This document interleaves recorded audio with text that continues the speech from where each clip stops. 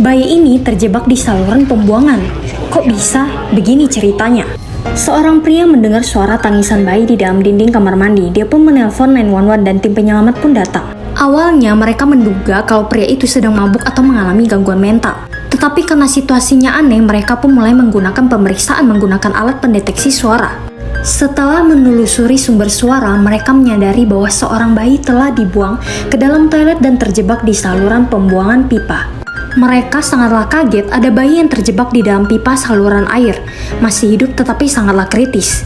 Petugas pun segera mengambil tindakan cepat. Mereka harus membongkar dinding dan memotong pipa dengan sangat hati-hati karena suara tangisan bayi semakin lemah.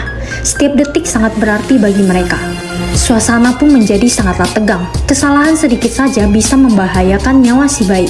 Mereka pun menggunakan alat dengan hati-hati dan memotong bagian dinding tersebut. Nah, di balik dinding ada saluran pipa yang menyambung ke sebuah toilet. Setelah berjuang memotong bagian akhir dari pipa, akhirnya mereka berhasil menarik keluar bayi mungil itu dalam kondisi nyaris tidak bernapas.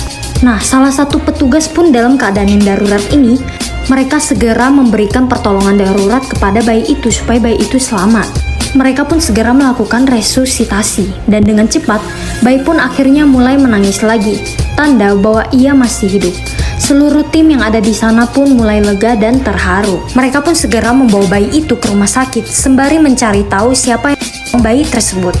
Lalu petugas wanita ini mengetuk salah satu kamar yang ada di apartemen tersebut, dan menemukan seorang wanita bernama Marika yang terlihat sangatlah lemas.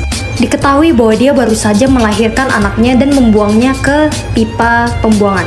Akhirnya bersamaan dengan bayi tersebut dibawa ke rumah sakit, sang ibu yang baru melahirkan bayi itu juga dibawa ke rumah sakit untuk diberikan pertolongan lebih lanjut dengan kondisi yang sangatlah kritis.